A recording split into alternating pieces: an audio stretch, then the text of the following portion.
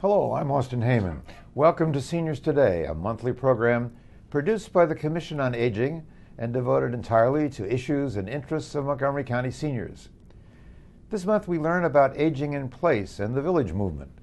But first, we will start with a very important topic, ageism. And joining me is a good friend, David Gamse, the Executive Director of the Jewish Council for the Aging. Well, welcome back, David. Well, thank you for having me on the show. Before we start, it's a special occasion this January. It's our 16th year, and I just want to say thank you to the Commission on Aging for hosting this program, the work that they do to plan it, Odile Brunetto of the department, and Mike Bruin, who has been the partner, producer of this show for all these years, and the people behind the camera and in the control room. Thank you. It's been my privilege. So, David, a friend of mine said to me not too long ago, you've done all these shows. Have you ever discussed ageism? And by goodness, we have not. What is ageism? Well, first I have to tell you, congratulations on your Sweet 16. That's great. First of all, I must tell you, I'm a fan of age discrimination. Discrimination is not a dirty word. It just means that we recognize differences. So I'd like you just for a moment, imagine that the phone's ringing, you pick it up, someone says hello. How long does it take you to discriminate that this is an older black woman or a white teenager? Almost as fast as you get a burn on a stove, your brain tells you who this person is. And age is a huge part of that. The challenge, the problem with ageism is what we do with that information, not that we register the information to begin with. Well, it's interesting. I kind of looked it up, the term, and it originated apparently in 1969. I don't know, Bob Butler, the gerontologist, yes. But, I was thinking about it, in the 18th century, people wore wigs to want to be older, but we grew up with, if I may say, a lot of women want to dye their hair. They don't want it to be gray. Right. So we've come a distance. Absolutely. It used to be that age and wisdom were all but synonymous. Senators is a credit to how we hold in reverence those who are old. The reality is that in this country and in many developed countries, it is not a good thing to be old. It's a feel bad not only for the person himself or herself, because aging is considered something you shouldn't be, an aged person, but also employers and others tend to make stereotypical, often wrong decisions based upon the white hair. It's a sad state of affairs. It is endemic. It's ingrained in our society. I don't know how to turn it around unless there's more discussions like this so that people recognize when discrimination is occurring. Well, I know this is something you've thought about a lot. You worked at AARP for 15 years, and you just have celebrated 25 years as the CEO of the JCA. Yes. Congratulations. Well, thank you. So, along the way, have you? Are there stories that illustrate some of these issues? Absolutely. I'll share two of them with you if I could. First, at AARP, I headed a program called the Worker Equity Department, and I'd like to talk more later about that word equity. One of the very first calls we received was from a 35-year-old woman whose employer believed that she no longer projected the youthful image that the company wanted when she was sitting out at the front. So they moved her to the back. I love that story because it shows that discrimination doesn't happen just to the old. It happens all along the lifespan. And here was a woman who herself had never considered 35, as old, neither do I, frankly. There were no protections for her under law given the state that she lived in. Some states do prohibit discrimination based on age, any age, not in hers, not in Maryland as well. Another story. When I was first hired at JCA, we were running senior employment expos, just as we do now. At the end of those expos, I always like to go around and talk with the various employers there, thanking them for being there, looking to hire older workers. Went up to one employer and they had a whole stack of resumes that people had left. And I'm watching the two young women at their exhibit table, and they're putting all the resumes in a nice, neat pile. And they took all those resumes, all those dreams, and threw them in the trash. Now, why were they there? When I went back to the office, I did some online research, I found that the company was up on a case involving the Age Discrimination in Employment Act. My guess is that these two young women, both of whom it turned out were from the communications department, not from human resources, were there so that the company could say, yes, we're out there looking for older workers. Nowadays, I assure you, we do a very different kind of vetting of employers. We ensure that an employer who is at that fair has jobs that need filling and has a good record, as much as we can tell, of welcoming older persons into those jobs. So on the employment front, what are the kinds of things that we can do to address this? What's going to make a difference? Well, first, I will go back to that word equity. We are not asking employers to hire older people out of an act of charity. It's an act of good business. We don't want special, we want equal, at least at JCA. That is a core belief. First and foremost, we need to ensure that employers, for-profit, non-profit, government, what have you, understand that ability is ageless. Second, we need to ensure that they get training on intergenerational workforce issues. It is difficult when you are supervised or interviewed by someone who looks like a grandchild. It's difficult for the interviewer, it's difficult for the interviewee. If the person seeking the job responds to that decision maker as if it's the grandkid, that might not be a great interview. Right. Furthermore, so often at JCA we see older adults who believe they're victims of age discrimination, and maybe at the same time they have not kept their skills current or haven't reflected the currency of their skills on their resume. So there's a reciprocal issue. Absolutely, absolutely. Yeah, well, you know, AARP, you know, used to be the American Association of Retired Persons, so right. So they're sensitive, and I know now we discuss the word senior centers.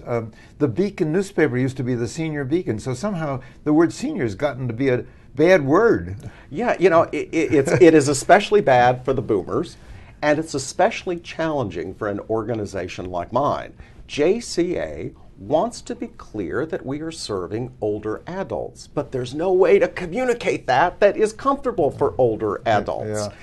Well, you know, when I ran interages and intergenerational programs for many years, it was a learning experience for me. We did some evaluation of kids, and we said, you know, what do you think about older people? And the images were very negative before they connected. You know, they're crabby, they don't understand us, all kinds of negative things. After the program, when we brought them together for discussion groups, I remember one day, it was at Charterhouse actually, and the kids were from Whitman High School. And we interviewed the students afterwards. They're just like us, only they've lived longer. Great. I love that. I love that. The real challenge is that many older adults today themselves have negative views about aging. And that negative view is sometimes communicated to others. So we have to help older people feel good about their agedness, and we have to help the youngsters as well. One of the real challenges in the United States is if you just take a look at our language, there's not a lot of good words for older person. In fact, if you take a look at, well, what words are good to describe an older woman? Hag, crone, biddy, on and on it goes. In fact, when I was growing up, there was only one good term for an older woman, grandmother, which is a very limiting role. Grandmothers are supposed to make chicken soup, do a lot of baking, love kids. What if an older woman isn't really comfortable around young kids? That is such a bad place to be in our society. We have stereotyped older adults in a very small box, and the older adults have bought into it. So, I mean, it's still, I guess what you're saying is conversations like this, we need to talk about it more. Absolutely, absolutely. Yeah, I mean, I go up to Maine in the summertime, and every summer I go into the drugstore to get my newspaper, and there's a clerk there. I think she's probably in her 50s, and when I pay the bill, she says, "And have a good day, young man." Right, right. And I'm always tempted to say, you know, I'm old, but that's okay. It's okay. You know, it's okay. It's now, okay. I'm not quite sure when it gets to be okay. There's a number of tests that they say you can use to find out when you're old. One is when your colleagues hold the door open for you. Another is when they call you sir. I don't know, but you know, again, that time of being okay about being old seems to be getting later and later and later in our lives. We have so many people in middle age and so many people who are so few that are old. I wonder if this isn't also going to change with the numbers. I mean, we all hear about the 10,000 people, who are becoming, the baby boomers are becoming 65. You know, so the numbers, what is it? In 10 years, there'll be 1 out of 4, something like that. Right. Isn't that going to change the way people look at aging? There'll be so many people, and there'll be so many models for diverse ways of aging. In a way, maybe it's going to be like one of the movements, like the civil rights movement and the women's movement. I hope so. Yeah. I really do. You know, we are seeing advertisers become much more fair and open in their portrayal of older adults. You can drive a sports car, and yes, they'd like to sell you one. You can go on a trip that requires lots of walking and hiking and biking, and yes, they'll sell you one of those as well. So that's great to see. On the other hand, as a former member of, as a member of AARP and as a former staff person there, I thought, boy, once the organization reaches 25 million, 30 million, 33 million, it keeps growing. And yet they have backed away from first retired in their name, yes, and now this sense of, well, what is old? I don't know. It seems like it's more than a numbers game. It has become part of the fabric of our culture and our belief system to want to be young. It's great to have this conversation. Thank you so much for coming in, David. Well, thank you, Alston. And good luck with JCA. Thank you. When we return, we'll learn about aging in place and the growing village movement. So please stay with us. We'll be right back.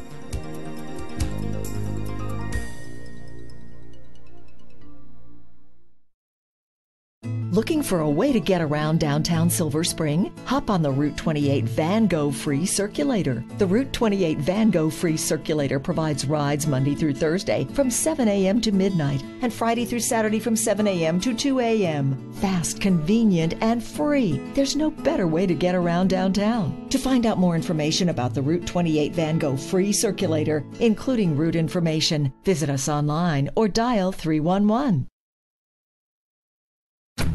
In Montgomery County, we have a goal to reduce waste and recycle 70% of all waste by 2020. By recycling and reducing waste, we save natural resources and make our community even better. So recycle at home, work, school, everywhere, and keep recycling going. For more information, call the Montgomery County, Maryland Division of Solid Waste Services at 311 or visit montgomerycountymd.gov/recycling. Keep it going. Recycle more now. Did you know there are more than 10,000 county government phone numbers? But there's only one number you need to remember for non-emergency calls, 311. MC311 is Montgomery County government's online telephone information system.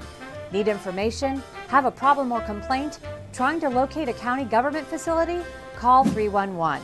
The call center is open Monday through Friday, 7 a.m. to 7 p.m.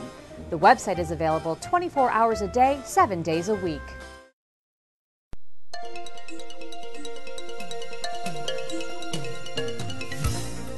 Welcome back.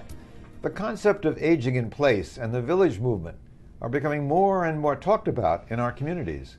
And joining me to bring us up to date is Pazit Aviv, the Montgomery County Village Coordinator.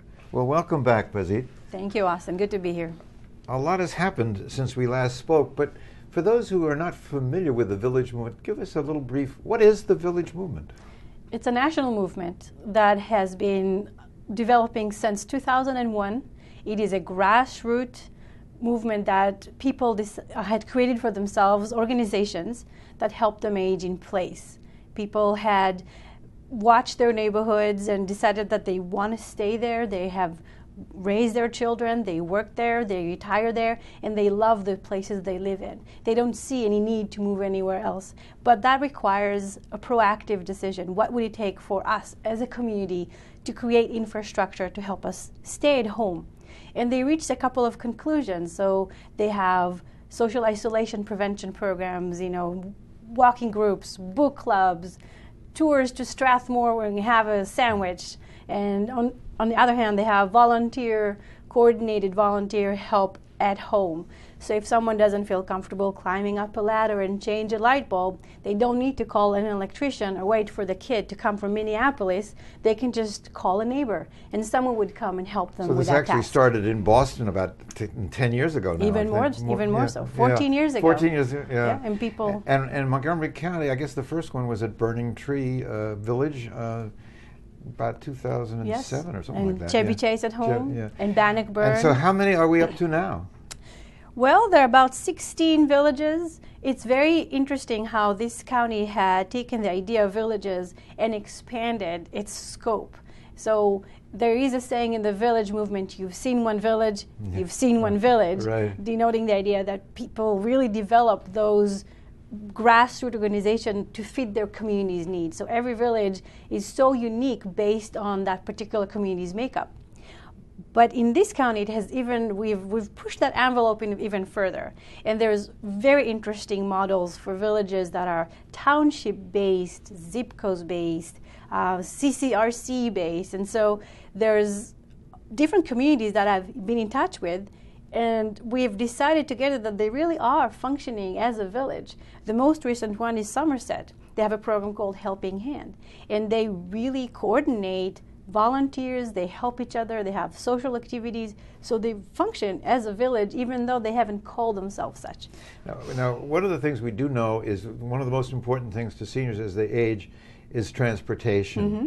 And now there's a connection between the village movement and a program on transportation. I think it's called Village Rides. It's a program that is funded by the federal government through the Council of Government. And the idea behind it came from Jewish Council for the Aging, Eleanor Ginsdahl.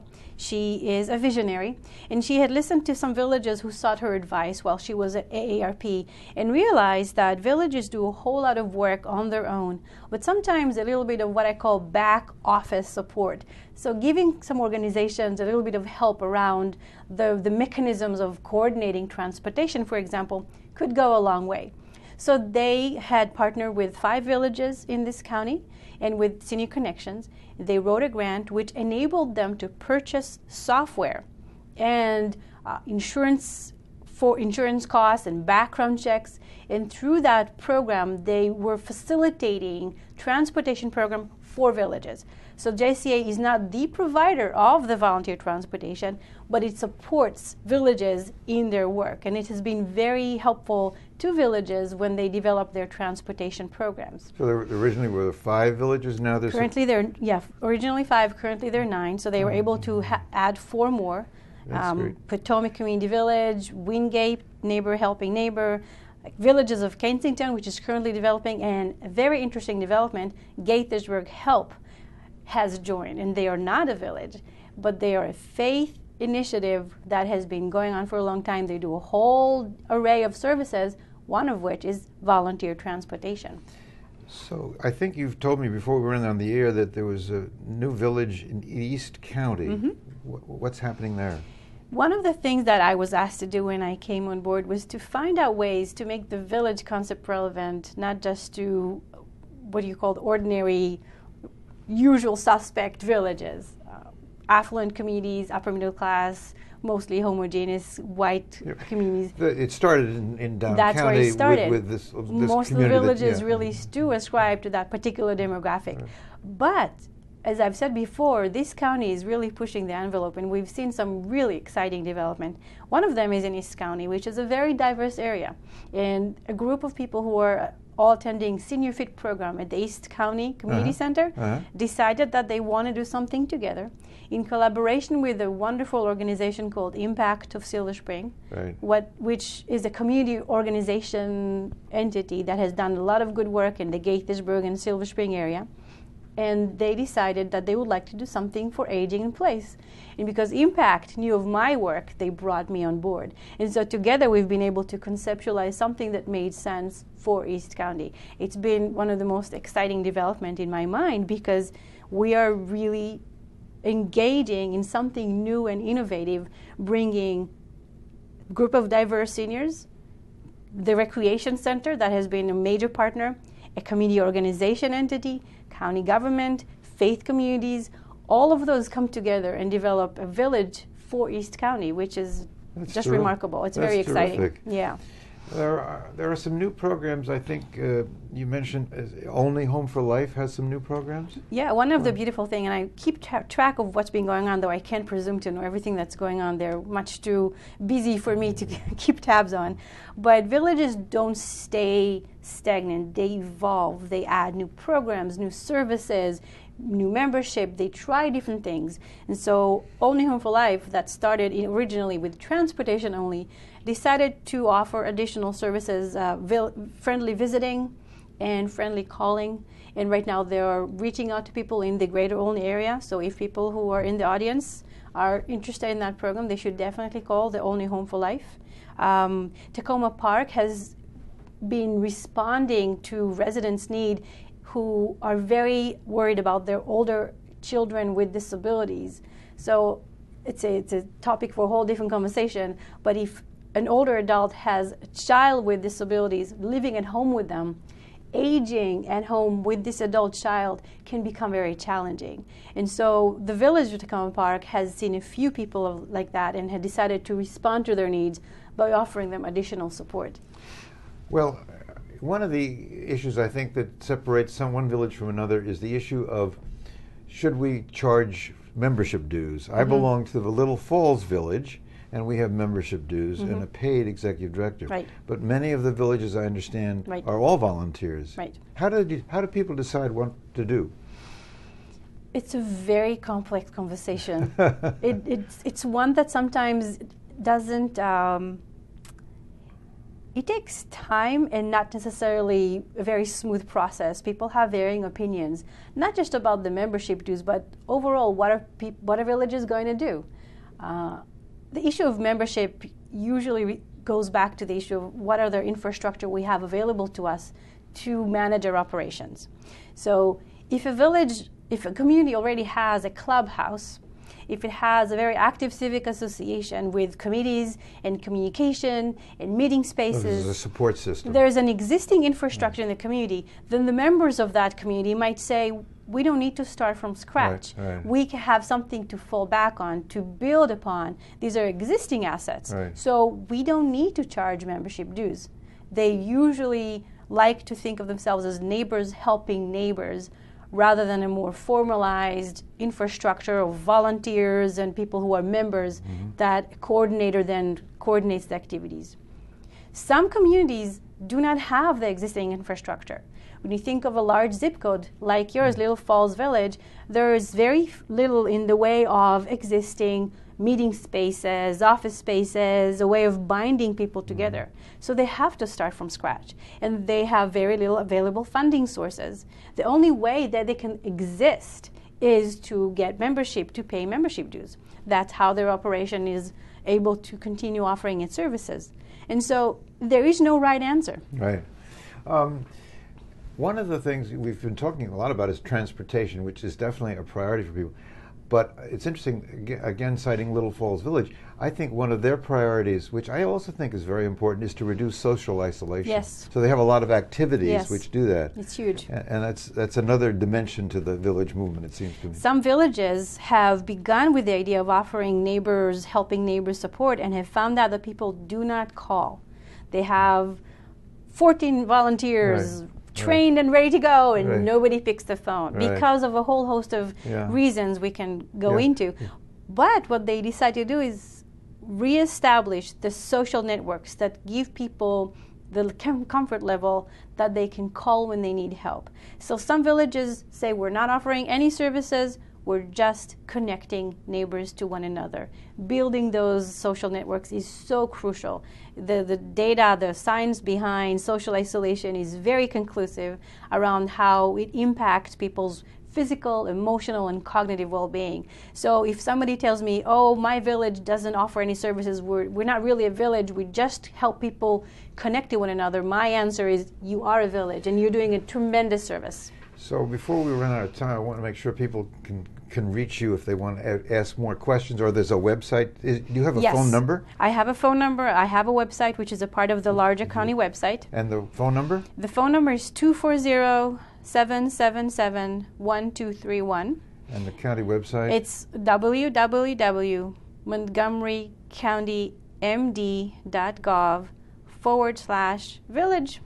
That sounds good. Easy. You can even Google Montgomery County Right. Villages and you'll find it. So we should also tell people the Commission on Aging actually is responsible for your position. They advocated Yes. the importance of this activity and movement and to create this position. Yes. So it's to the credit Kudos of the to them. Commission. Before we run out of time, I wanted to also touch on I think you're beginning to work with the faith community. What's happening there? That goes back to the idea of diversity. When I was given this job, I couldn't fathom how I would do this outreach. Where are people? I can't just go to a giant and say, hi, do you want a village? Do you want a village? So you have to find the organizations that are already out there. And faith communities are prime partners for me in the work around aging in place. And they have been a tremendous partner for me in terms of finding out what's happening, getting the word out there, connecting people to existing community villages.